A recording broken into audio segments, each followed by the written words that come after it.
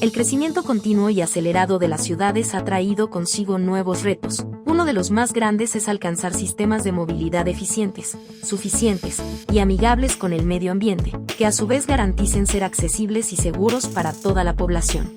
El transporte público y el automóvil, como medio particular, se mantienen actualmente como los medios más usados por las personas. Lamentablemente, ese tipo de transporte sigue siendo en su mayoría dependiente de los combustibles fósiles que tanto afectan al planeta. Asimismo, una mala planeación de la infraestructura urbana y de las rutas de transporte trae consigo secuelas negativas para la población. Es momento de repensar el crecimiento de las ciudades, su organización y crecimiento territorial, para hacer frente a las problemáticas contemporáneas en materia de movilidad. Es momento de repensar el futuro en verde. Jeff Speck, urbanista y arquitecto, especialista en ciudades transitables, autor del bestseller Walkable City, director del National Endowment for the Arts, creador del Instituto de Gobernadores sobre Diseño Comunitario. Por 10 años fue director de urbanismo en DPZ & Company, principal firma detrás del movimiento New Urbanism. Actualmente, es director de Speck & Associates. Y está con nosotros en este segundo panel de la Convención Nacional, Repensando el Futuro en Verde. Hello. Hi, everyone. Hello, and hello to the streaming audience as well. You know, I didn't plan, I got ready for the altitude change when I came down here, but I didn't plan for the platform. So this is a little more altitude than I was expecting. Thank you so much all for welcoming me here. I speak all over the world. I've been doing it for about 30 years now. I think this is the first time I've actually addressed a major meeting of an influential political party. So it's a first for me, and I'm really thrilled that you want to listen to my message. I apologize, I don't speak Spanish, and thank you for putting up with my English. I studied Italian and French, but not Spanish.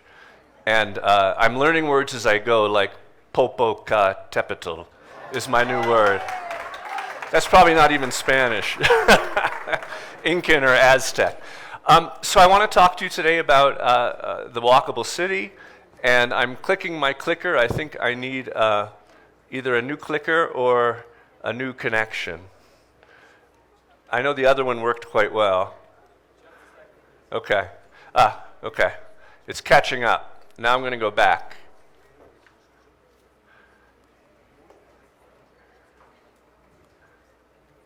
Okay, thank you for your patience. All right, let's see what happens. So a more walkable Mexico is a greener Mexico as well. And I'm sorry, this isn't responding. I used one earlier that functioned quite well. Do we have that one in the house? Great, thank you very much. Timing is everything. So I wrote my book, Walkable City, for an American audience, a US American audience. And I've been very surprised to see that it's been translated in many different languages. I was disappointed that it has not been translated into Spanish. It's only been translated into Portuguese, strangely. I think maybe that's because so many of you do read the English version. But I'm going to give you a talk today that takes some ideas from my book, in which I focus mostly on two different things about the walkable city. Why do we need it, and how can we do it? So I'm going to talk about both of those things today. In terms of why we need it, it was the experience as a planner of actually finding three other groups who argued for the walkable city much more effectively than we city planners did. And they were the economists, the epidemiologists, and the environmentalists. And each one of them had a very important message about why the walkable city was so important. The economic message is very straightforward. In the United States in 1970, we spent 10% of our income on transportation. Between 1970 and 2010, we doubled the number of roads in our country, and what we achieved by that is we now spend 20% of our income on transportation. We've chosen the most expensive way to get around. Many poor Americans are spending 40% of their income on transportation because of this very expensive system of relying on cars that we've created. In Europe, people spend about half as much as we do in the United States on getting around. that's what it costs us. Then there's the second question, which is what does it cost society to build itself around the automobile? It's a question of subsidy. If I spend $1 to walk, I'm not sure how, maybe the cost of my sneakers. If I spend $1 to walk, then society pays a couple cents to pay for the sidewalk. If I spend $1 on a bus, society pays maybe $1.50 to subsidize that ride. But for every dollar I spend to drive, society is paying about $9 for the construction of the road, the policing, the ambulances, the other costs. So it's just a much more expensive circumstance, both for the individual and for the society as a whole. That's a short version of the economic argument about why there's much more sustainable ways economically to organize your community. The epidemiological argument is one I learned from these three doctors who surprised me in 2004 by writing this book called Urban Sprawl and Public Health, where they basically said the reason why we have the first generation of Americans who are going to live shorter lives than their parents is because we've designed out of existence the useful walk in our society. This is Gesher weight-related illness. We're a morbid society because we're not getting the exercise that we used to get. And the fact that you can design a community in which you drive, to park, to take the escalator, to the gym, to get on the treadmill, to walk, is why we don't have a healthy society. This is a chart in red. You see the obesity of the society, and in blue you see the amount of walking, biking, transit, non-driving. So the more a country takes transit, the more a country walks, the more it bicycles, of course, the less obesity it has. Mexico is neck and neck with the United States in terms of the health of its population. This is a fantastic study. It was an accidental randomized study in China where you have to win a lottery to buy a car. It's like Russia used to be in the Soviet era. If you won the lottery to purchase a vehicle, then you gained 10 kilos. If you were over 50, as I am, if you won the lottery to buy a vehicle, you would gain 10 kilos, and if you lost the lottery, your weight would stay the same. And then, of course, the other thing the epidemiologists tell us is the incredible cost of car crashes to our society. This is a chart of of many different countries. It's blurry, but you can see the United States is among the most dangerous. About 13 people per 100,000 die per year in car crashes. Several million people per 100,000 are permanently injured by car crashes in just the United States. Here's the number for Mexico, 13.1. So you're in the same position as the United States here. That's country by country. What's fascinating is to look city by city because cities are organized in different ways. New York has a European death rate in terms of driving, 3.9 per 100,000. San Francisco is similar. Dallas, more automotive, twice as deadly, and Orlando is about 4 times as deadly as you see in our more European organized cities. So how you organize your city, not just your country, is going to determine whether you get into a car crash. And then finally, the environmental argument. All over the world, we're now experiencing the impacts of climate change. You don't need me to tell you the importance of doing everything we can to limit climate change around the globe. You guys are suffering in particular. In Walkable City, I talk about what I call the wrong color green, about how when I built my house in Washington, D.C., I did everything I could to make it sustainable. I cleared the shelves of the sustainability store. So I had the bamboo flooring and the solar photovoltaic and the solar hot water heater and a log burning in my German wood stove supposedly contributed less carbon to the atmosphere than if you left it alone to decompose in the forest.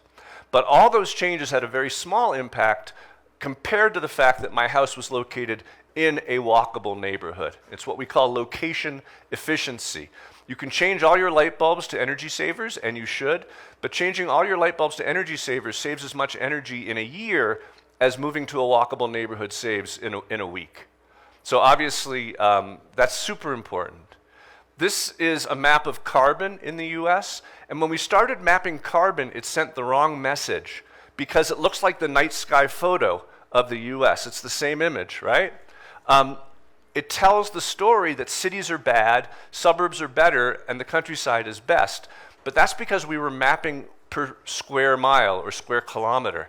That's the wrong way to map. The right way to map carbon is per household, per person, because we can choose to live in a place where we have a bigger carbon footprint or a smaller carbon footprint. When you map per household, the maps just flip, and they're greenest in the cities and hotter in the suburbs and hottest in the exurbs because of the way that we're driving so much when we're not in a downtown area. Yes, the problem is cars, I have to say, and it's all cars. Electric cars will not solve the problem. And electric cars won't solve the problem for 3 reasons. First, time. An electric car you see in the middle of this chart is about half as polluting as a gasoline car and twice as polluting as an electric bus. But the specialists tell us that it will take 40 years for our fleet to change. That's an optimistic prediction. 40 years to get our carbon emissions down 50%. We don't have that time. That's the first problem. The second problem is that 85 to 90% of the airborne particulate matter that comes from cars doesn't come from the tailpipe. It comes actually from the tires and from the brakes. And that's not going to go away. So that's still a problem. And then finally, there's the idea of what happens when we organize our lives around cars. We spread out. And our lives are so much more wasteful, not just our driving, but the size of our house, the size of our street, the size of our yard, all the pipes and electrical wires and other things we need to feed what we call suburban sprawl is a tremendously unsustainable model. So finding a more efficient car is not the solution. It's really organizing in cities and denser towns that will solve the problem. So that's a quick take on some of the why. Let's move on to the how. You know, I spend most of my time in the second discussion about how we can make our cities more walkable. And my book, Walkable City, is organized around what's called the general theory of walkability, and that is the structure of what I'm about to take you through as well. How do you get people to walk? When driving is so easy and so cheap, and you don't pay the full cost of it by a long shot because it's subsidized by society, how do you get people to make the choice to walk, or bicycle for that matter? And the answer is that the walk has to be as good as the drive. To do that, it has to do 4 things simultaneously. It needs to be useful, it needs to be safe, it needs to be comfortable, and it needs to be interesting, or we just won't choose to walk. So that's the organization of what I'm about to tell you. The useful walk is a story I learned from my mentors, Andres Dwani and Elizabeth Plater-Zyberk, who were the founders of the new urbanism movement in the US, which is now a global movement. Andres used to give this talk that was called The Story of Planning. And he talked about how in the 19th century, people were choking on the soot from the dark satanic mills in our cities. And the planners said, hey, let's move the housing away from the factories. And when they did that, of course, lifespans increased immediately and dramatically. And the planners were hailed as heroes, and we like to say they've been trying to repeat that experience ever since by separating everything from everything else. So this idea of single-use zoning, places for shopping, places for living, places for working, the landscape in America, at least, is zoned like this. And this means you can't have a walkable city because nothing is close to you.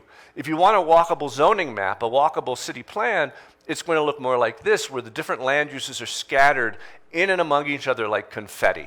That's the first thing to make a place useful.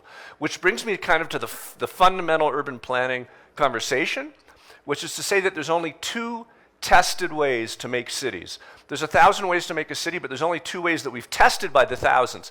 One is the traditional neighborhood, which you see here, and the other is suburban sprawl, what we call suburban sprawl or urban sprawl.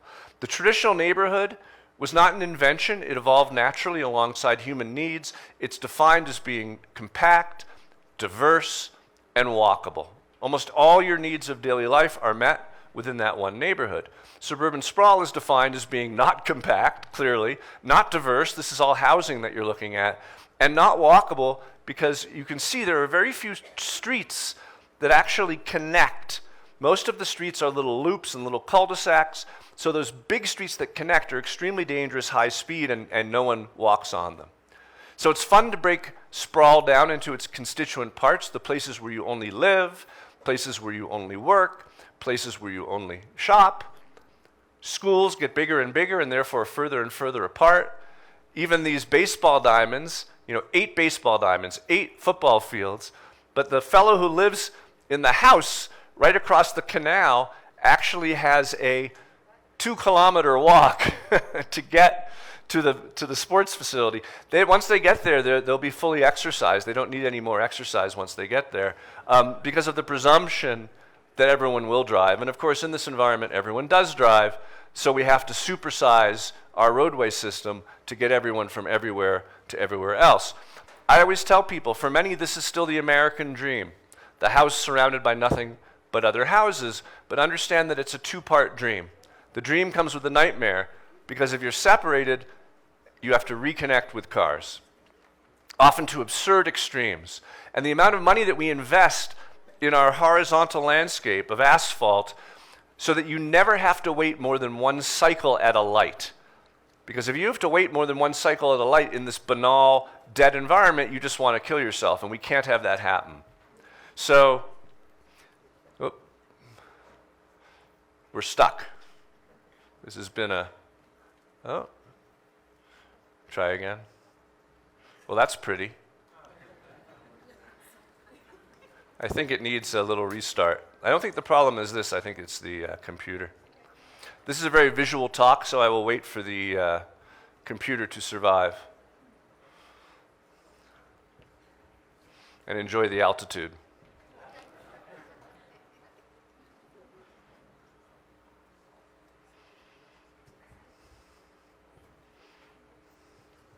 I prefer to give the talk with the images, so we'll give it a minute and see what happens.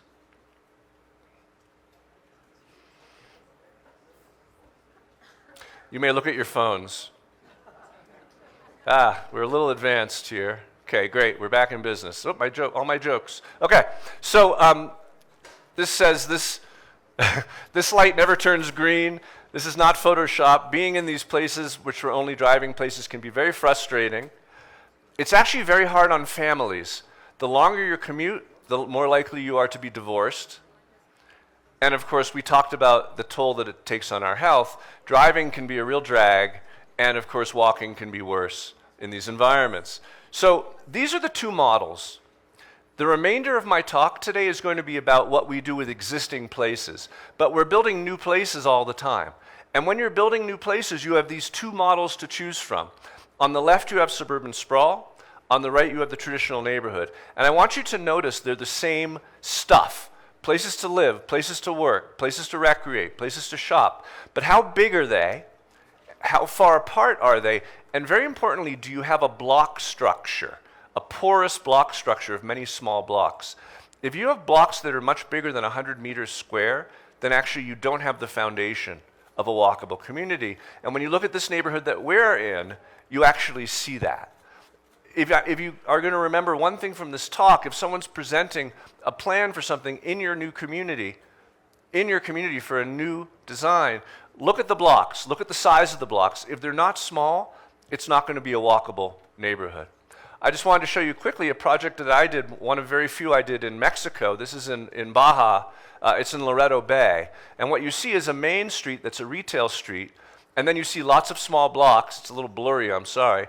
Lots of small blocks that are strictly pedestrian off of that main street. So the commercial activity is on the driving street, and then you leave the driving street, and there's lots of courtyards. We actually modeled it. This is a tourist community. It's full of Canadians mostly. But we modeled it on San Miguel de Allende with courtyard houses and a pedestrian block structure. And that's how you can build new walkable places. Now, moving on, when you are building looking at our existing cities, whether it be Mexico City or the smaller cities around your country, you ask a different question in this category of the useful walk. What uses are missing or underrepresented? And in most cities, it is housing. Most downtowns, housing is what is not in full measure present in the downtown. Jane Jacobs, looking at Wall Street, back in 1960, said, hey, we have 400,000 people coming to Wall Street every day to work. Why is there not one great restaurant in Wall Street? Why is there not one great gym in Wall Street? And the answer was that you need a nighttime crowd as well as a lunchtime crowd for a great restaurant or a great gym. And she said, you can't invite people downtown, you have to put them downtown. More housing is the way many of our city centers are becoming more walkable. Of course, you have resistance in America, in Mexico, almost anywhere, you have resistance in communities to more residential, and of course that's something where you have to work really hard to get around. Often what people are resisting, I've found, is not new neighbors, but new neighbors' cars. It's people coming with cars that are going to create traffic and parking problems. If you can create new developments with fewer cars, you make neighbors more welcome. Another big movement to having more housing in our downtowns is eliminating the on-site parking requirement for developers. And Mexico City is one of many North American countries that's leading the way in eliminating that requirement so that when a developer builds a building, he or she doesn't have to also pay for a ton of parking, which of course causes people to come with cars. So that's important as well. We're finishing up this first category of the useful walk. And I have to mention, of course, transit, particularly here where only a third of you are using cars. Transit is an essential element of making our cities useful. You do buses much better than we do in the US. A real great example in my other book, Walkable City Rules, is of Vancouver. And a point I want to make is that the number one and kind of number two rules of good city planning is you bring housing density to transit and you bring transit to housing density. And so your city should have a dense redevelopment land use plan, and it should have a frequent service transit plan, and those two should work in coordination. I imagine your city is doing this, your cities are doing this as well. The famous quote of Enrique Peñalosa, the mayor of Bogota, "A developed country is not a place where the poor have cars, it's where the rich ride public transportation." And of course you see that in Europe. So that's the first category. The second category is where I spend most of my time, making cities more walkable by making walking safe. We have a pedestrian epidemic in the United States and in North America in general. We are now, the latest data, you're 82% more likely to be killed as a pedestrian than you were 14 years ago. Why? There's a number of factors. A really big one is the rise of the SUV and the pickup truck, and that sedans, small cars, particularly in the United States, are not selling anywhere as much as these big vehicles. These big vehicles are more powerful, they're harder to stop, they're heavier, and when you get hit by them, you go under them instead of landing on the hood. So that's been a huge factor. We can't do too much about that, but what we can do is find ways to make cars drive more slowly. A car driving 35 miles an hour is 7 times as likely to kill you as a car driving 25 miles an hour. The whole Vision Zero effort in Europe, the re-engineering effort in Europe to make our cities safe again, has been about making every possible change to cause cars to drive just a little bit more slowly. So what can we change to slow the cars down a little bit in our cities? The first one is the number of lanes. This is a highway, but it exists in our communities too. Obviously, the more lanes in a street, the faster cars are going to go and the more likely you are to be hit. It's just important to understand that we should never be making our streets wider to fight congestion. And this is the fundamental misunderstanding around traffic planning in the US and around the world, is that when that yellow line, which is traffic, rises above the purple area, which is capacity, you get congestion. And there's this myth that you can eliminate the congestion by widening the street. The only problem is that never works. It never happens. Why? Because many people are not driving due to the congestion. And when you eliminate the congestion, they make the choice to drive more. This is the famous study. It was presented at the Paris School of Economics. It's very straightforward. Actually, I have no idea what this means, but I can tell you what the conclusion is. All the data shows that when you add capacity to a street or to a highway, 40% of those new lanes are taken up with new trips immediately, and within 4 years, 100% of that capacity is taken up with new trips. You can look at expansion after expansion of streets and highways. Usually within 4 or 5 years, there's more traffic than there was before, and that's because in congested systems, as I said, the principal constraint to driving is congestion. It's an equilibrium. It's the amount of traffic that you're willing to put up with. So there may be reasons to build a new highway. There may be reasons to even widen a highway, but congestion is not the reason to widen a highway or a street. They've learned this in England. In Wales, they've found that every widening they do invites more traffic. The result in Wales is that they've stopped building new and wider highways. So that's an important conversation to have. However, a lot of cities have streets that aren't congested. A lot of cities have streets that have big, wide lanes that actually don't have a lot of traffic in them. You can't read this very easily, but Prevention Magazine, about a dozen years ago, named Oklahoma City the least walkable city in the entire country, the worst city for pedestrians in the United States. So they called me in to do a walkability study, and we looked at the lanes in their downtown, and we looked at the car counts. How many cars are driving in downtown walkable city? Now, in downtown Oklahoma City, excuse me. Now, we know that a two-lane street can handle 10,000 cars per day. So look at these streets downtown and the car counts on these streets. These were all 4 to 6 lane streets, carrying much less traffic than they were sized for. And so we realized that we actually had a lot of asphalt that we could put to other use. We rebuilt the entire 40-block downtown core. It was my job to design all the curb-to-curb streets, and we were able to eliminate 1/3 of the driving lanes. We doubled the amount of on-street parking. We introduced a bike system where there was none before. So this street, for example, became this street. Here it is under construction. This street became this street, which now has a streetcar in it. This street became this street. And we were just sizing it for the amount of traffic that was on it as opposed to being oversized as many of our streets are. So that's an important factor as well. So we talked about the number of lanes. How about the width of the lanes? People drive faster on wider lanes. My mentor Andres Duani would say the typical street to the typical subdivision in the United States is wide enough to allow you to witness the curvature of the earth. And in fact, that's what you see because our standards have changed. This is a neighborhood from the 1960s, and this is a neighborhood from the 1980s. 1960s, 1980s. Look how the streets have become so much wider because our standards have become wider. What that means is people are driving faster. A wide lane is a highway lane. I was very shocked. I was in Monterey, doing work in Monterey, and I came across this newspaper article that basically said wider lanes are safer, which is just, it's wrong. Now, it's true on a highway. On a highway where you set your speed based on the speed limit, wider lanes make it safer because speed is a constant. But in our neighborhoods where people are living and walking and children are going to school, people set their speeds based on the environment. And therefore, a narrower lane is a safer place, and we want cars driving more slowly, so we want lanes to be more narrow. The National Association of City Transportation Officials in the US has come out very straightforward and said that you shouldn't have lanes wider than 3 meters. Your lanes here, I've noticed, are a bit narrower than ours in the US, but keeping those lanes to 3 meters or less where you have people around is very important. Now, this is not a roundabout street signal. This is a piece of art, but it reminds me that I need to talk about our signals versus stop signs in our communities.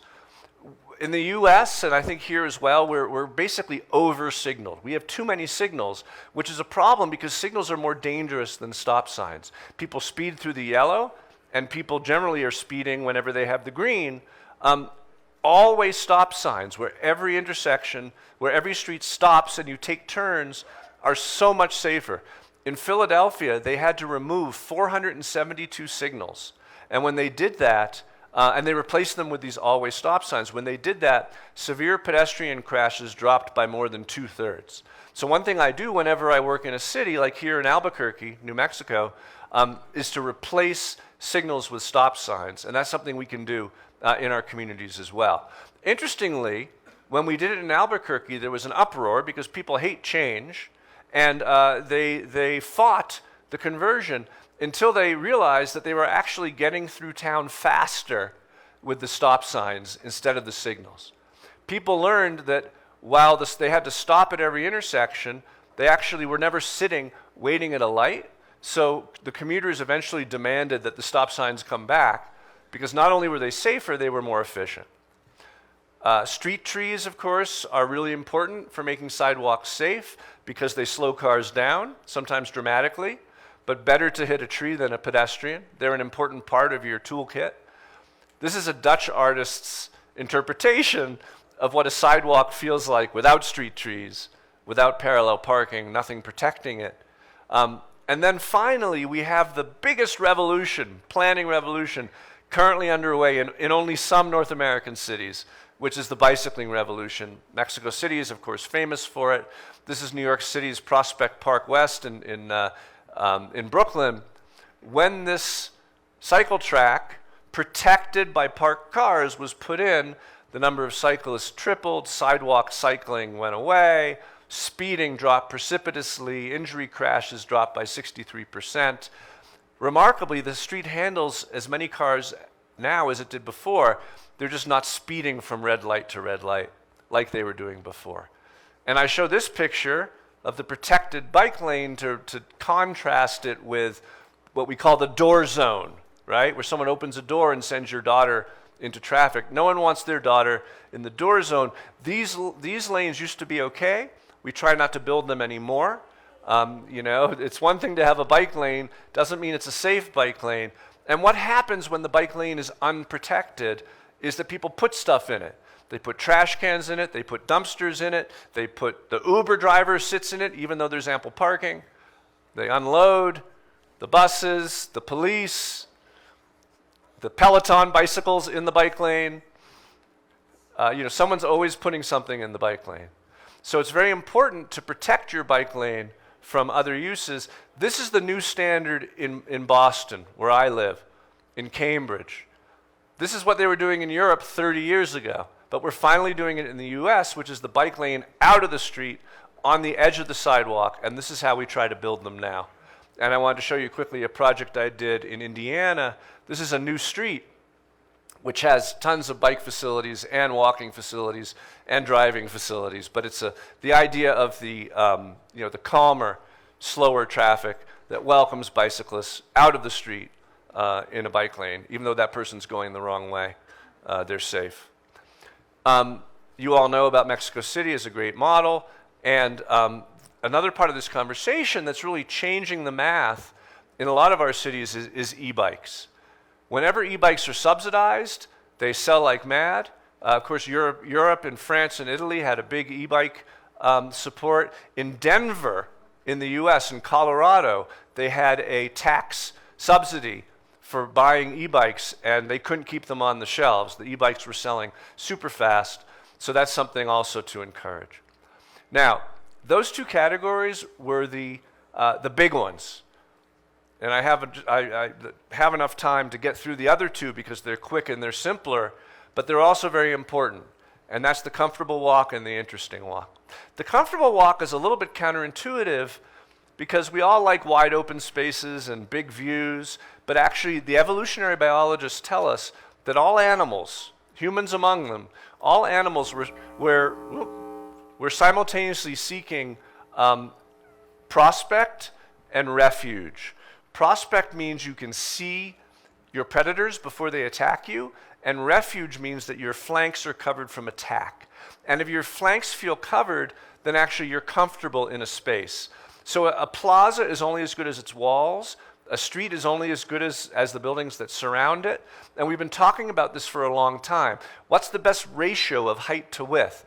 1:1 is the Renaissance ideal. 3:1 is great. Beyond 6:1, you don't feel enclosed anymore, and you're not very comfortable in the space. 1:6, this is Salzburg, absolutely delightful.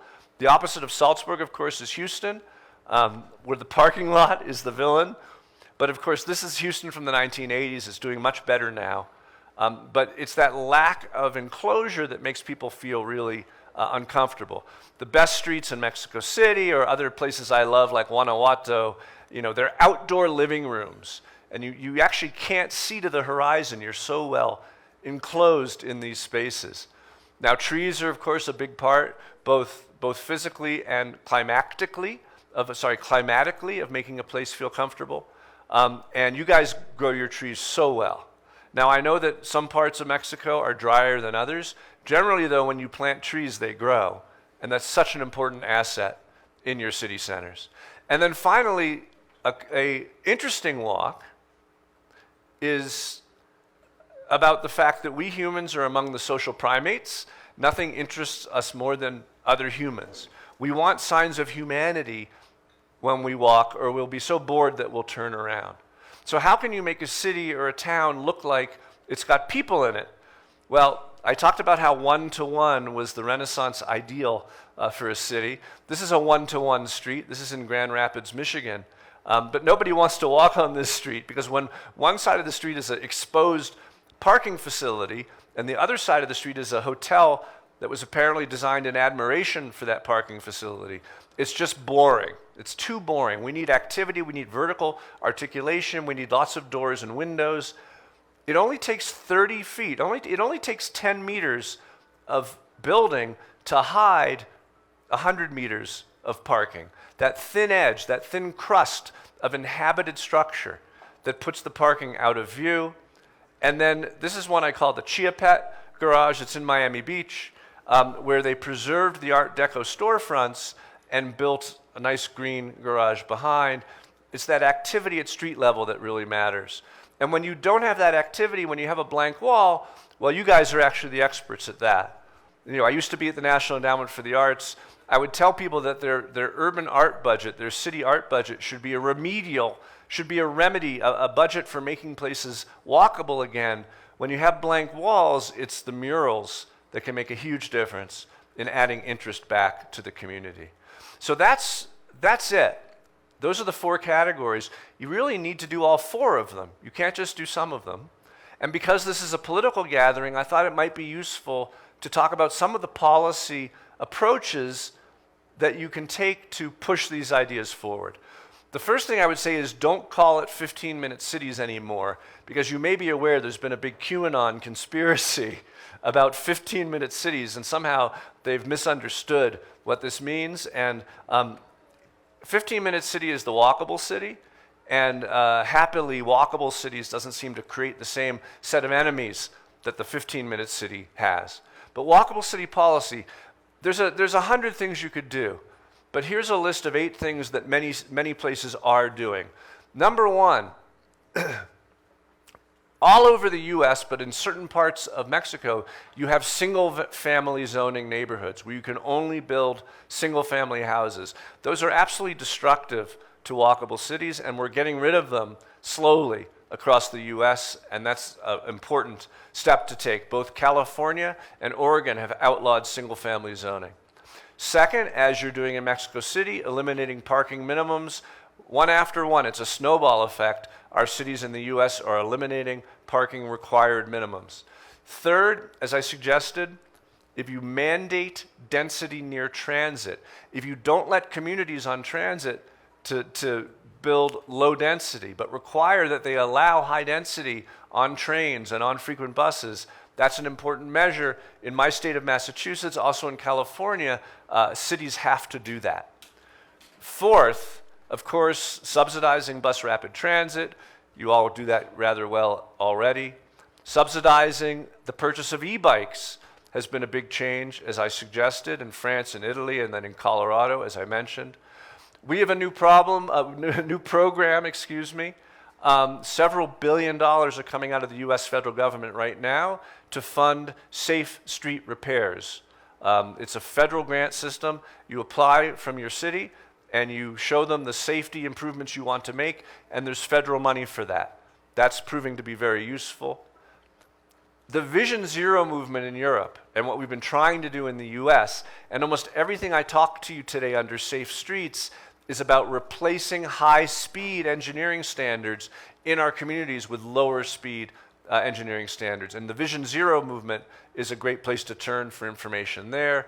And then finally, to stop expanding highways. Now, this is not between cities I'm talking about, but in your cities, when you have both interstates, as we call them, big raised highways, but also in your cities when you just have streets that get wider and wider, and the parking is removed, and the traffic comes, and the trees are removed, and the traffic comes. We need to stop thinking that we can stop congestion by widening streets. So those are 8 policy suggestions. There could be many more, but hopefully those are helpful to you. So I thank you very much for your attention today, and I want to end, don't clap yet, I want to end, thank you.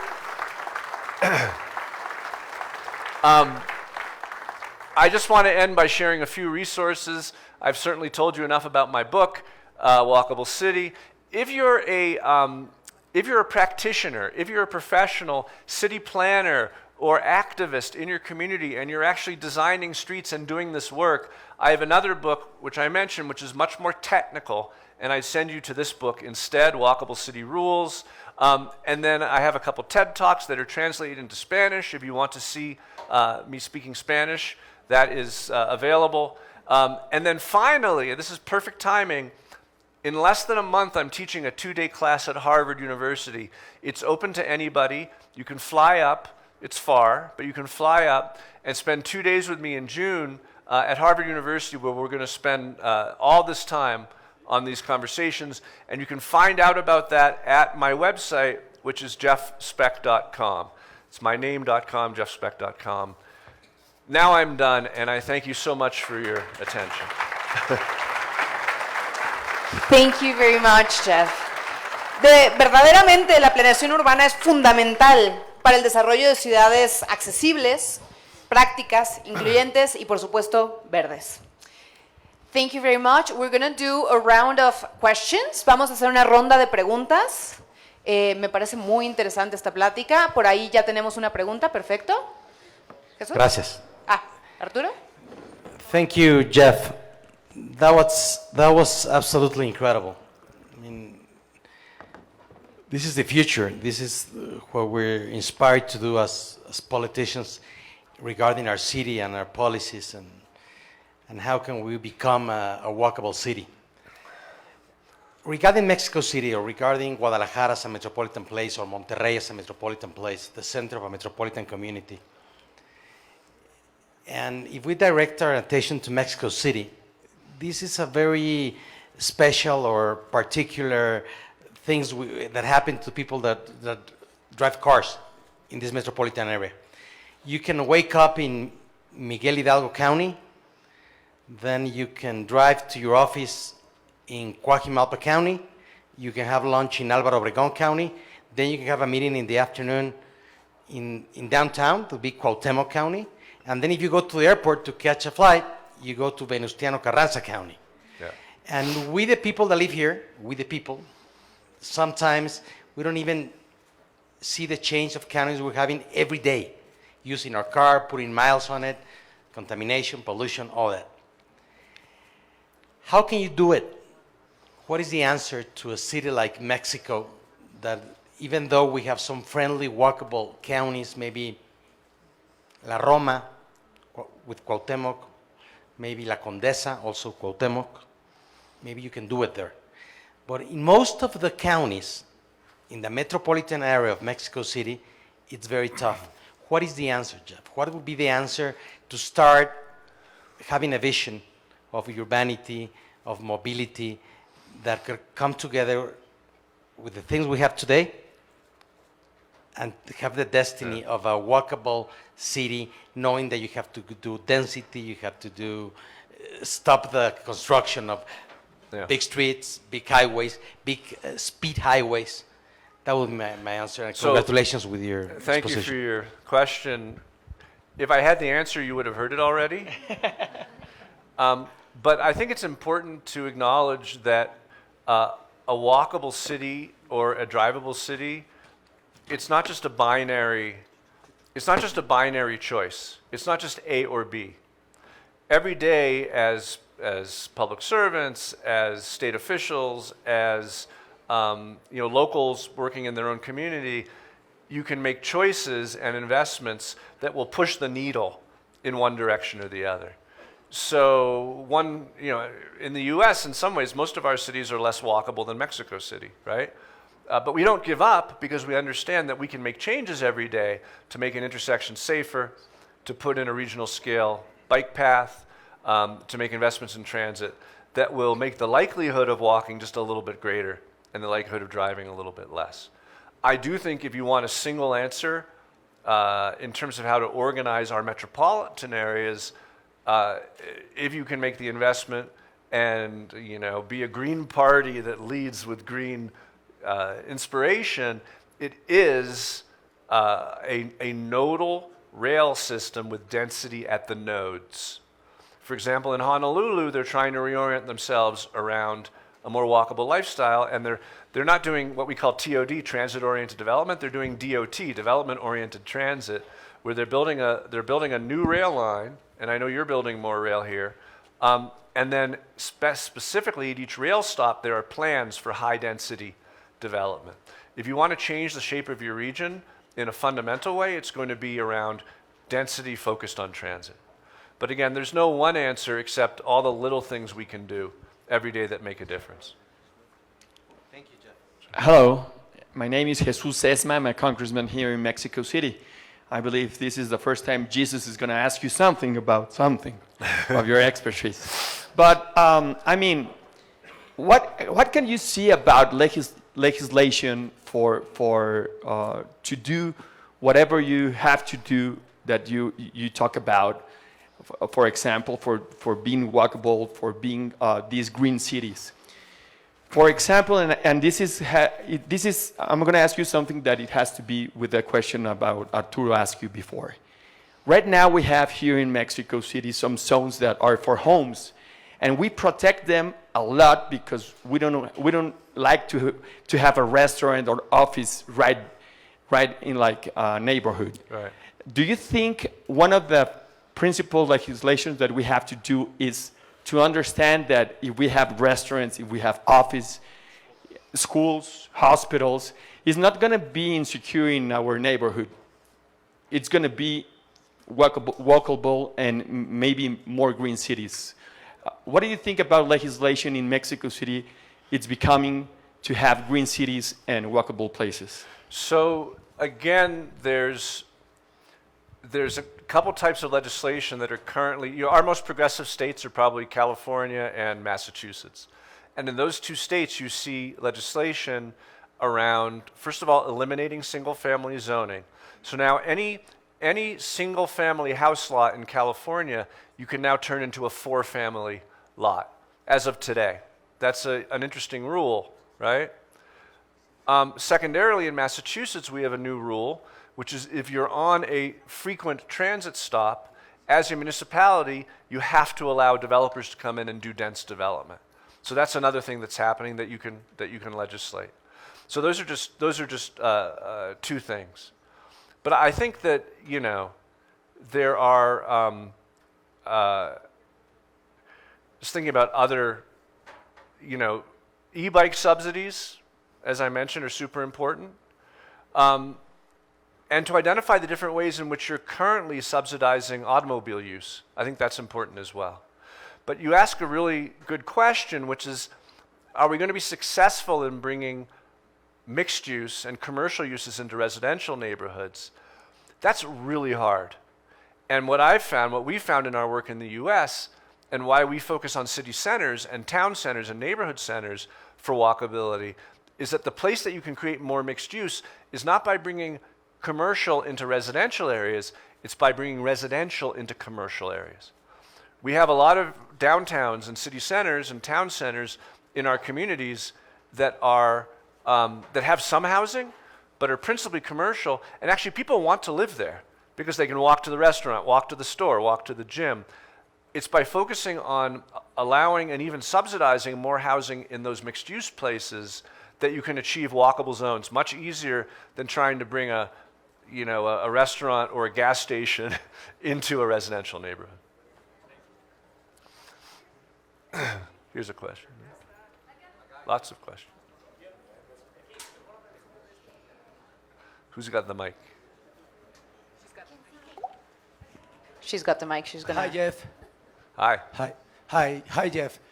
You're very welcome to this national convention of the Green Party. I have a question for you. How do you picture the balance of promoting electromobility and alternative of modes of transportation without having any trouble or inconvenience with pedestrians or citizens? Can you clarify that a little more? Maybe. La voy a leer para ser más puntual. How do you picture the balance between promoting Yeah. electromobility and alternatives modes of transportation without having inconvenience with pedestrians or citizens? So I understand. So I think it's important to acknowledge that the electrification of everything, right? The electrification of heating and cooling and cars, and the electrification of our grid is a very important step towards fighting climate change. I was at an event in Chantilly outside of Paris where Ambassador Kerry, our climate ambassador, spoke. And he spoke for half an hour about becoming, sustainable and fighting climate change. And the only thing he talked about was electrifying the grid. And that's a problem for me because, as I suggested, it's not enough. And we can have so much more of an impact by the way that we ourselves locate on the land, how we live, how densely we live, if we're in cities or more suburban areas.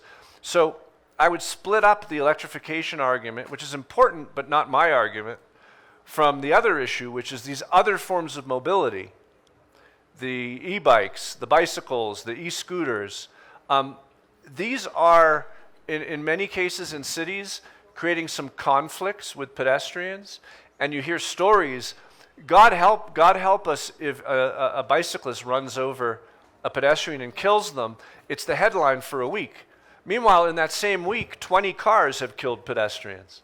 So I think it's important to acknowledge that there are risks associated with these other forms of mobility in our cities. But the greatest risk is just that people are afraid of change, and they notice much more when there's a conflict.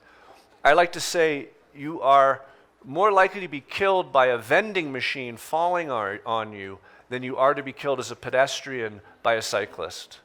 I don't know if that needs translating.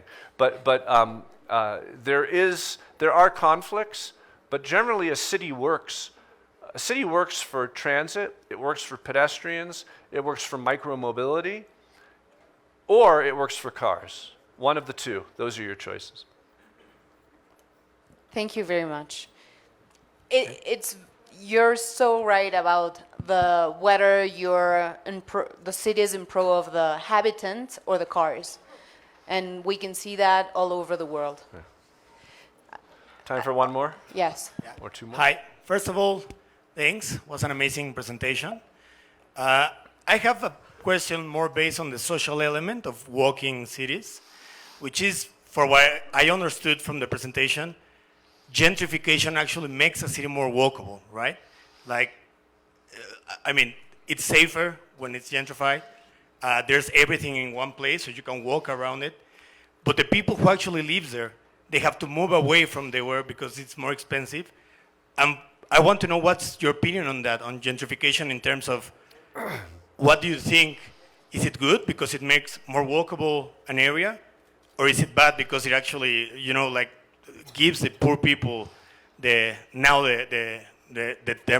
necessity to walk, to use the car, right? So I would say that, I wouldn't say that gentrification makes cities more walkable. I would say that walkability can cause gentrification. When you make a city more walkable, you can cause gentrification, or more importantly, you can cause displacement. And I distinguish displacement from gentrification. Gentrification is a vague term that can mean many different things, but displacement is very hard and real, and it's a fact. It so happens that walkable places are so valued and under-available, not available, so that when you make a place more walkable, people who have money and means will go to it.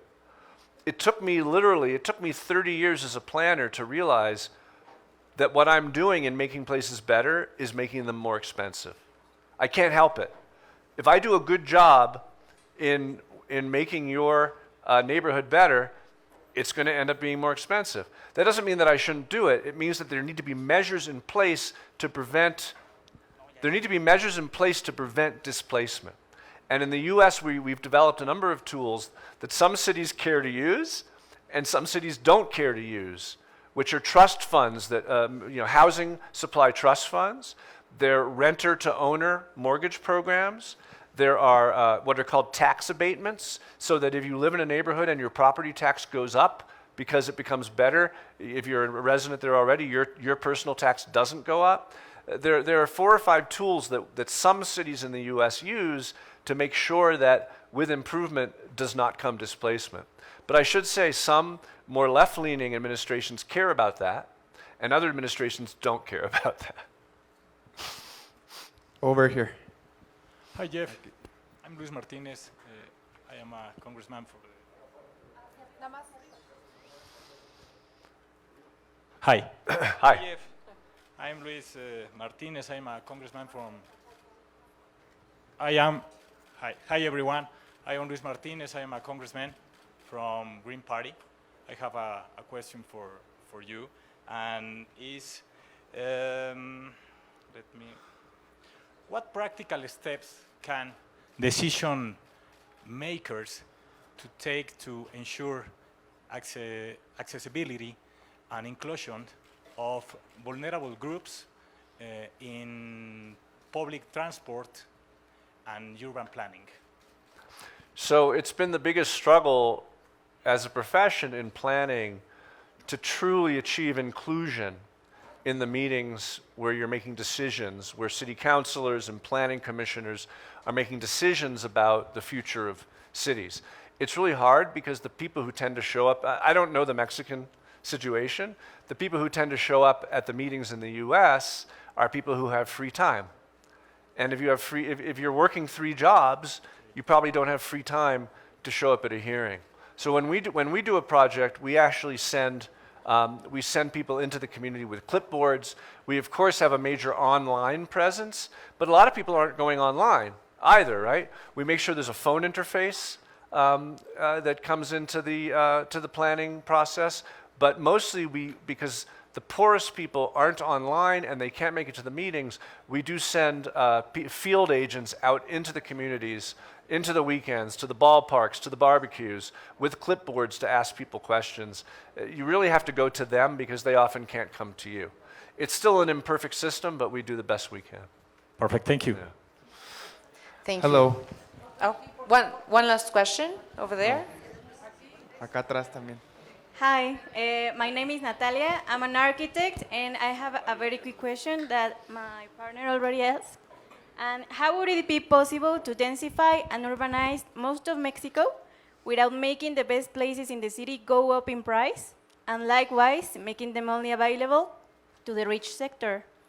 That is making an inclusive green city, and how can the government help to this?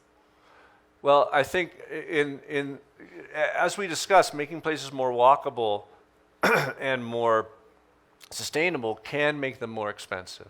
But what does reduce, there's 2 sides to the coin, because of course what does reduce cost is supply. So what's been missing from this conversation is, what are the efforts that we can make to get around the legislative and the community barriers? As we saw in one of my slides, people in local communities fighting growth. It's a supply and demand discussion. When you make a place denser, it becomes more walkable. But when you make a place denser, it also becomes a greater supply of housing that should bring down the price. Those 2 factors should balance each other out. But if I could just stress one point to end, that overcoming those barriers to the production and the supply in our urban areas of large amounts of attainable housing is a solution that satisfies all of these goals. Okay, thank you. I think that is it. Thank you very much. It was a very, very good talk. Fue una gran plática, la verdad. ¿No? ¿Hay una pregunta más? ¿Sí? I'm sorry, Thank there's you. going to be a few more questions. Oh, okay. They don't want you to go. Jeff, congratulations for your extraordinary speech. As you said, the climate change is a big crisis, not only for the environment, but also for the survival of humanity, especially here in Mexico. The Green Party here in Mexico has put forward legislative proposals to strengthen urban planning, safe and sufficient public transportation and electromobility. But what other security, labor, or cultural policies would you recommend that to make Mexican cities more pedestrian friendly and encourage walking? What type of policies again? Yes. Social policies? Social or maybe labor or cultural for recommend to Mexican cities more friendly, more pedestrian, more walkable. I'm afraid that urban design is universal, and so I have confidence going to other countries and making urban design proposals, but culture is very local, and I do not feel qualified to advise you on cultural policy. If I had a good answer, I would share it, but that's really not my expertise, so I'm sorry, I can't say. So we won't end with that. Acá. Hi, Jeff. Thank you. You have proposed many public policies very valuable for most cities, for big cities, I think, mostly. But you also mentioned, for example, an example of Baja California Sur. I'm from Los Cabos, and the municipality has 2 cities divided by 30 kilometers. And the whole municipality is a double of square kilometers than the Mexico City. Less population, of course, less density. Both cities are collapsed because all people use the highway, and then when you get to the other city, it's collapsed because there's a lot of populational growth, tourism. What strategies or tools in your experience can help less dense cities or less populated cities with more space to make this mobility easier when there's economic situations such as tourism, as many other activities that are involved? Thank you. I'm not sure I have a good answer for you. I should say that most of the work, I'm here in a city that's bigger than any city in America, right? In the US. This is a bigger city. You should know that most of the work I do in the US is in smaller cities. Most bigger cities, and I imagine Mexico City is one of them, has a very good staff. They're a big enough place that they have the tools at their disposal to put in the bike lanes and improve the transit and focus the housing. Most of the work for me in the US is at these smaller communities that don't have that capacity. So I don't have an answer for what you should do, but I might suggest that you should build partnerships with the other larger cities, maybe trade staff, God forbid maybe hire a consultant and dig into the details of what you have there. Certainly anything you can do to focus.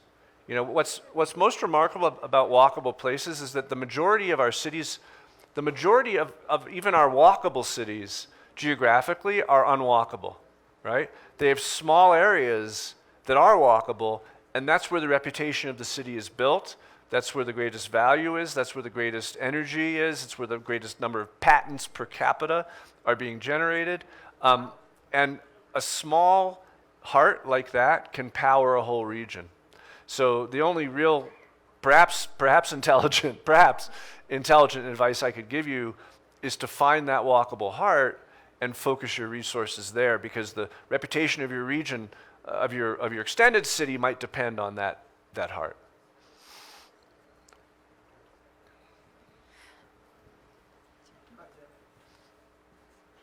Hi, I'm here. Hi, here. Yes. I think someone is before me. Sí, si quieres. Adelante, adelante. Me? Okay, well, hi.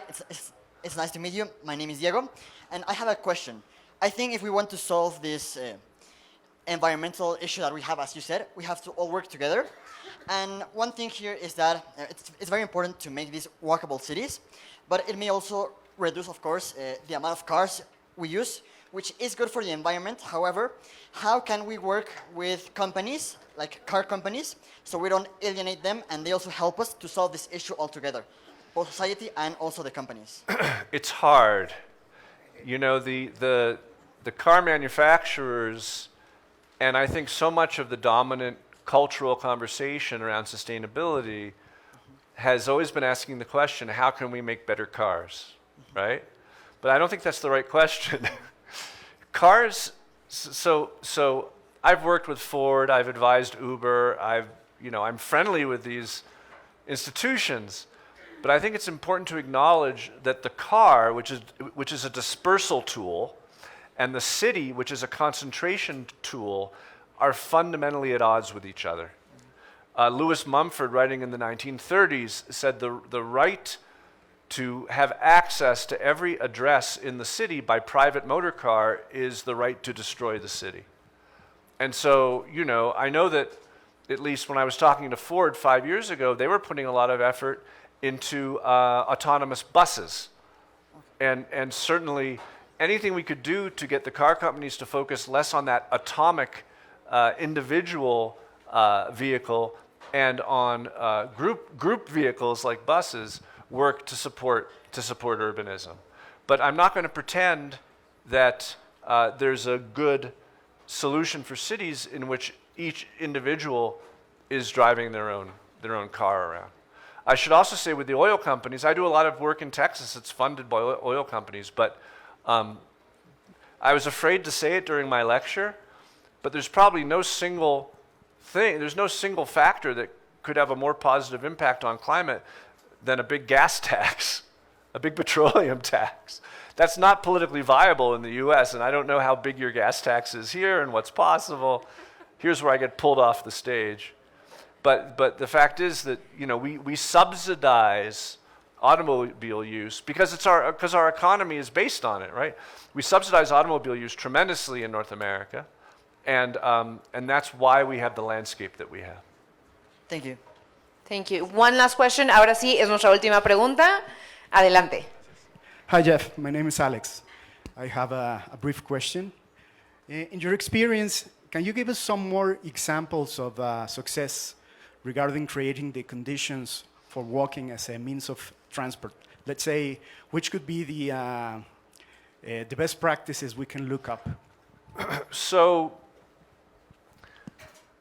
as I suggested before, the regions that have seen the most fundamental improvement in terms of, for example, how much money people spend on transportation or how many hours a day they're stuck in traffic, are regions like Portland, Oregon, which you've probably heard of, who invested, they created an urban growth boundary around Portland, which then limited sprawl, so the city couldn't sprawl outward. And they invested in both walkability. They invested, I think, $35 million in bike lanes, but that was over 30 years. So it was not very much money each year, but they invested in bike lanes, and they invested in transit. As a result, they now save billions of dollars a year as individuals because they're spending less time in traffic. So the Portland model, urban growth boundary, transit investment, biking investment, is a great example that other cities would do well to emulate. Most of the work I do isn't looking long-term and regionally, but it's looking short-term and locally, and saying simply how can we, I do a lot of what are called walkability studies.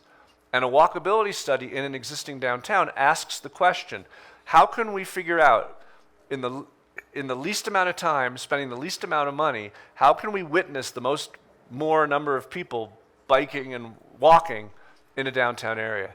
And when I do those, the focus tends to be on the safety of the streets. And not just Oklahoma City, but in a dozen other cities, I've done these plans where we've gotten rid of extra driving lanes. So you ask best practices. Okay, best practices, you do a lane audit. You look at every lane in your city. Do we need it? You look at the width of every lane in your city. Could it be narrower? And then you say, okay, we've actually gained this space, which we can now put in bike lanes. We can put in perhaps more parking for businesses. We can put in trees. And you do those city by city, and you see palpable change in downtown cores. So thank you. Thank you. It's amazing how to see the correlations of walking cities and everything else. What you said about patents, everything, the social aspect is amazing. Thank you very much, Jeff, for your talk today. There's a gift for you. Thank you. Uh-oh.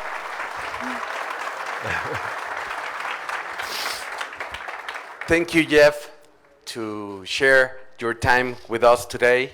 Thank you. And here is a gift. Beautiful. To show you our appreciation. And again, we thank you very much. Thank you. Thank you all.